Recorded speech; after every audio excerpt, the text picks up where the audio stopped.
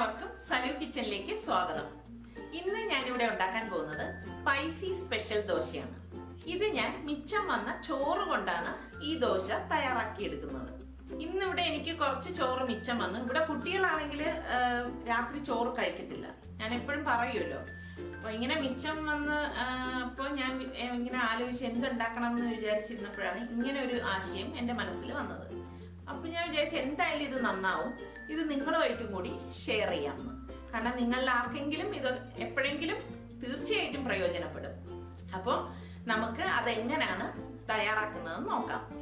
പിന്നെ കഴിഞ്ഞ വീഡിയോയില് കോണ്ടസ്റ്റിൽ പങ്കെടുത്തവരുടെ കുറച്ച് ഫോട്ടോസ് ഞാൻ ഇട്ടിട്ടുണ്ടായിരുന്നു. അതുപോലെ തന്നെ ഈ വീഡിയോയിലും ഞാൻ കുറച്ച് പേരുടെ ഫോട്ടോസ് പോസ്റ്റ് ചെയ്യുന്നുണ്ട്.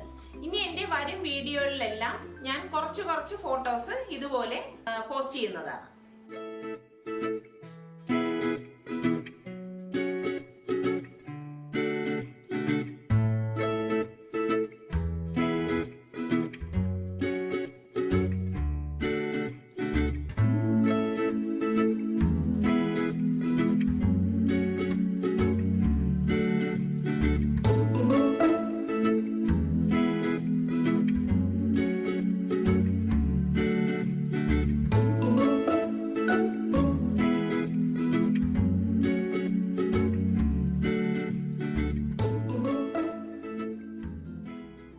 ഇത് ഉണ്ടാക്കിയെടുക്കാൻ വേണ്ടിയിട്ട് ഞാനിവിടെ 3 ടൊമാറ്റോ എടുത്തിട്ടുണ്ട്, ഒരു പച്ചമുളകൊക്കെ നിങ്ങളുടെ എരിവിന് കണക്കിന് എടുക്കാവും. പിന്നെ ഞാനിവിടെ ചെറിയ ഒരു പീസ് ഇഞ്ചി, 2 മുട്ട. ഇനി നമുക്ക് ഇതെങ്ങനെയാണ് തയ്യാറാക്കുന്നതെന്ന് നോക്കാം. പിന്നെ ഇതിലേക്ക് വേണ്ടിയിട്ട് ഞാനിവിടെ 2 കപ്പ് ചോറ് എടുത്തിട്ടുണ്ട്. ഈ ചോറിന് അളവൊന്നുമില്ല, കണ്ടില്ലേ? ഇതുപോലെ ഒരു ബൗളിലാണ് എടുത്തിരിക്കുന്നത്. അതിപ്പോ നമുക്ക് അളക്കാൻ പറ്റത്തില്ലല്ലോ, കാരണം എത്രയാണ് നമുക്ക് ചോറ് മിച്ചം വരുന്നതെന്ന് പറയാൻ പറ്റില്ല. അപ്പൊ നമ്മൾ അതിന്റെ ആവശ്യത്തിന് എടുത്തിട്ട് നമുക്ക് അരച്ചെടുത്താൽ മതി. ഇതിപ്പോ ഞാനിവിടെ ഒരു ബൗളാണ് എടുത്തിരിക്കുന്നത്.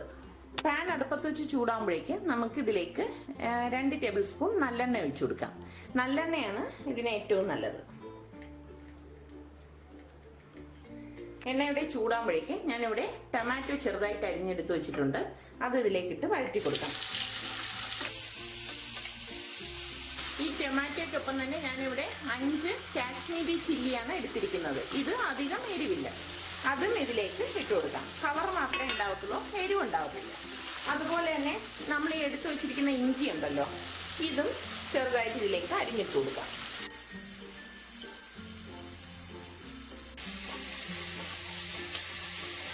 ഇതിലേക്ക് ഈ പച്ചമുളകിന്റെ ഒരു 1/4 ഭാഗം ഒന്ന് അരിഞ്ഞിട്ട് കൊടുക്കാം.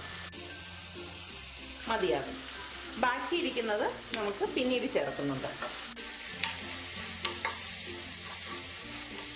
ഇനി ഇതിലേക്ക് നമുക്ക് പൊടികൾ ചേർത്ത് കൊടുക്കാം. 1/4 ടീസ്പൂണ് മഞ്ഞൾപ്പൊടി, 1/4 ടീസ്പൂൺ ഗരം മസാല പൊടി, 1/4 ടീസ്പൂണ് കുരുമുളക് പൊടി, 1/4 ടീസ്പൂണ് കായപ്പൊടി. ഇത്രയും മസാലപ്പൊടികൾ നമ്മൾ ഇതിൽ ചേർത്താലേ ഇതിനൊരു ടേസ്റ്റ് ഉണ്ടാവത്തുള്ളൂ. ഇനി ഇതിലേക്ക് നമുക്ക് പാകത്തിനുള്ള ഉപ്പും കൂടി ഇട്ട് കൊടുക്കാം. ഇതിവിടെ വഴണ്ട് വന്നിട്ടുണ്ട്. ഈ സമയം നമുക്ക് ഈ എടുത്തു വെച്ചിരിക്കുന്ന ചോറില്ലേ, അത് ഇതിലേക്കിട്ട് ഇളക്കി കൊടുക്കാം. പിന്നെ വേറൊരു കാര്യം, നിങ്ങൾക്കൊക്കെ ഇഷ്ടമാണെങ്കിൽ ഇങ്ങനെ നമ്മൾക്ക് എടുത്ത് കഴിക്കാം കേട്ടോ. ബാക്കി വന്ന ചോറ് ഇതുപോലെ മസാല ഉണ്ടാക്കിയിട്ട് അത് വേറൊരു രീതിയിൽ ഞാൻ ഉണ്ടാക്കുന്നുണ്ട്. അത് ഞാൻ നിങ്ങൾക്ക് വരുന്ന ഒരു വീഡിയോയിൽ ഞാൻ കാണിച്ചു തരാം അതെങ്ങനെയാണ് ഉണ്ടാക്കുന്നതെന്നുള്ളത്. കുറച്ചൊരു ടേസ്റ്റ് വ്യത്യാസം വരാനാണ് നമ്മൾ ചോറും ഇതിലേക്ക് ഇട്ടിട്ട് ഇളക്കി കൊടുക്കുന്നത്. ഇനിയിപ്പോൾ ഇങ്ങനെ ഇളക്കിയില്ലെങ്കിലും നമുക്ക് അരച്ചെടുക്കാവുന്നതാണ്. അപ്പോൾ ഫ്ലെയിം ഒന്ന് കൂട്ടി വെച്ചിട്ടൊന്ന് ഇളക്കി കൊടുക്കാം. അപ്പോൾ തന്നെ നല്ലൊരു മണം എടുക്കാൻ ഇതിൻ്റെ അകത്ത് ഈ മസാലപ്പൊടികളില്ലേ, കായവും ഈ മുളക്, വറ്റൽ മുളക്, ഇന്ത്യൻ ടൊമാറ്റോയും എല്ലാം കൂടി ആ നല്ലെണ്ണയിൽ കിടക്കുന്നതിൻ്റെ നല്ലൊരു മണം വരുന്നുണ്ട്. ഇത്രയും മതിയാക്കാം. ഇവിടെ ഞാൻ ഗ്യാസ് ഓഫ് ചെയ്ത് കൊടുക്കാം. ഇനി നമുക്കിതൊന്ന് തണുക്കാൻ വയ്ക്കാം. തണുത്ത ശേഷം അരച്ചെടുക്കാം. മിക്സിയുടെ ജാർ എടുത്തിട്ട് നമുക്ക് ഈ ചോറിൻ്റെ കൂട്ട് ഇതിലേക്ക് ഇട്ട് കൊടുക്കാം. ഇതിലേക്ക് ഇത് വറുത്ത അരിപ്പൊടിയാണ് കേട്ടോ. വറുത്ത അരിപ്പൊടി എല്ലാവരുടെയും വീട്ടിൽ കാണുമല്ലോ. പുട്ടിൻ്റെയോ ഇടിയപ്പത്തിൻ്റെയോ ഏത് പൊടിയായാലും മതി. ഞാനിത് 1/4 കപ്പ് എടുത്തിട്ടുണ്ട്. ഇതൊരു 1/4 കപ്പിൻ്റെ അളവാണ്. അത് ഇതിലേക്ക് ഇട്ട് കൊടുക്കാം. പിന്നെ ഇതിലേക്ക് ഞാൻ 1 ടേബിൾ സ്പൂൺ മൈദാ മാവും കൂടി ഇട്ട് കൊടുക്കുകയാണ്. മൈദാ മാവിന് പകരം നിങ്ങൾക്ക് ഗോതമ്പ് മാവ് വേണമെങ്കിലും ചേർത്ത് കൊടുക്കാം. പിന്നെ ഞാൻ ഈ 2 മുട്ട ഇതിലേക്ക് പൊട്ടിച്ചൊഴിച്ചു കൊടുക്കുകയാണ്. പാകത്തിനുള്ള ഉപ്പിട്ട് കൊടുക്കാം.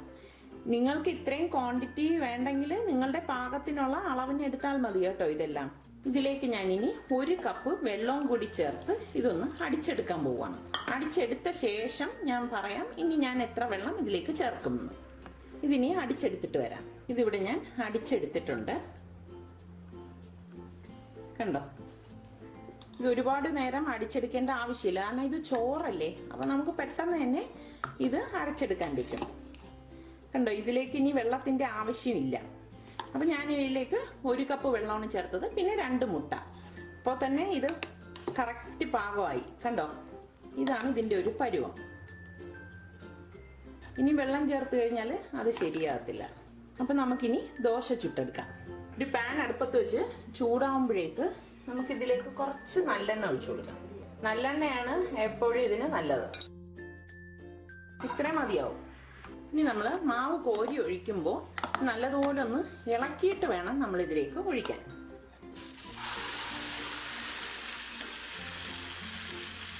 ഒരുപാട് നമ്മളിതൊന്ന് പരത്തണ്ട, ജസ്റ്റ് ഇതൊന്ന് ഇങ്ങനെ ഒന്ന് ആക്കേ ആവാവൂ.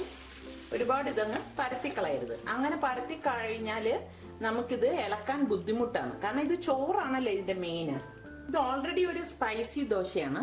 അപ്പം നിങ്ങൾക്ക് കുറച്ചും കൂടി ഒരു സ്പൈസി വേണം എന്നുണ്ടെങ്കിൽ ഇത് പച്ചമുളക് ഉണ്ടോ, ഞാനിവിടെ കുറച്ചിങ്ങനെ ചെറുതായിട്ട് വട്ടത്തിൽ അരിഞ്ഞിട്ടുണ്ട്. കുട്ടികൾക്കൊന്നും അങ്ങനെ കൊടുക്കണ്ട. നമ്മൾ വലിയവർക്ക് അത് ഇഷ്ടമാണെങ്കിൽ 1-2 എണ്ണം ഇട്ട് കൊടുക്കാം. എരിവ് നല്ല ഇഷ്ടമുള്ള ആൾക്കാർ മാത്രം ഇട്ടാൽ മതി, ഇല്ലെങ്കിൽ ഇടണം എന്നില്ല. ഇതിന് മുകളിലേക്ക് കുറച്ച് നല്ലെണ്ണയെന്ന് ഒഴിച്ചു കൊടുക്കാം. നല്ലെണ്ണയിൽ ഇത് ഉണ്ടാക്കുമ്പോഴാണ് ടേസ്റ്റ് കൂടുതൽ. ഞാനിനി ഇതൊന്ന് മറച്ചിട്ട് കൊടുക്കുകയാണ്. കണ്ടോ, നല്ല പാകത്തിന് വെന്ത് വന്നിട്ടുണ്ട്. നമ്മൾ മാവ് ഇതുപോലെ കോരി ഒഴിച്ച് അതൊന്ന് ജസ്റ്റ് ഒന്ന് പരത്തിയിട്ട്, വല്ലാണ്ടൊന്നും പരത്തണ്ട, ഒന്ന് ജസ്റ്റ് ഒന്ന് ചുറ്റിക്കുന്ന പോലെ അത്രയും ഒന്ന് ആക്കിയ ശേഷം ഫ്ലെയിം ഒന്ന് മീഡിയമിൽ ഇട്ടിട്ടാണ് നമ്മളിത് വേവിച്ചെടുക്കുന്നത്. പിന്നെ ഒരു കാര്യം, നിങ്ങൾക്ക് മല്ലിയില വേണമെങ്കിൽ ഇപ്പം ഞാൻ പച്ചമുളക് ഇട്ടില്ലേ, ആ സമയത്ത് മല്ലിയില ഇഷ്ടമാണെങ്കിൽ അതും ആഡ് ചെയ്യാം. പിന്നെ മല്ലിയില ഇട്ടിട്ട് നമ്മൾ ഇതുപോലെ തിരിച്ചിടുമ്പോൾ ചിലപ്പം അത് മല്ലിയില ഒന്ന് കരിഞ്ഞു പോകും. അതുകൊണ്ടാണ് ഞാൻ മല്ലിയില ചേർക്കത്തില്ല. ഇതിവിടെ റെഡി ആയിട്ടുണ്ട്. ഇനി ഞാനിതൊരു പ്ലേറ്റിലേക്ക് മാറ്റാം. കണ്ടോ, ഇതിവിടെ വെന്ത് വന്നിട്ടുണ്ട്. ഒരു മുട്ട ഓംലേറ്റോ ചപ്പാത്തിയോ പോലെയൊക്കെ നിങ്ങൾക്ക് തോന്നുന്നില്ലേ ഇത് കണ്ടിട്ട്?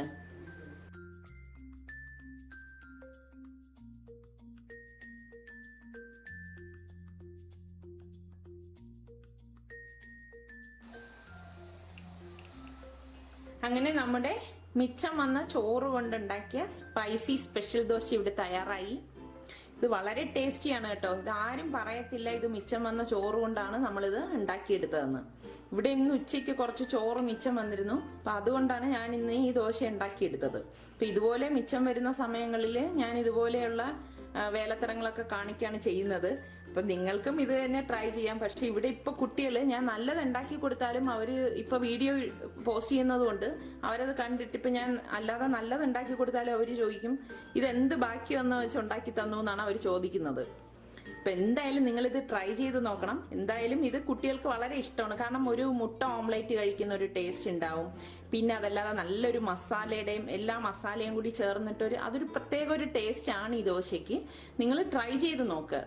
നിങ്ങൾ ട്രൈ ചെയ്ത് നോക്കി നിങ്ങൾക്ക് ഇഷ്ടമാണെങ്കിൽ നിങ്ങൾ ഇതിൻ്റെ ലിങ്ക് ഷെയർ ചെയ്യാനും ലൈക്ക് ചെയ്യാനും കമൻറ്റ് ചെയ്യാനും മറക്കണ്ട.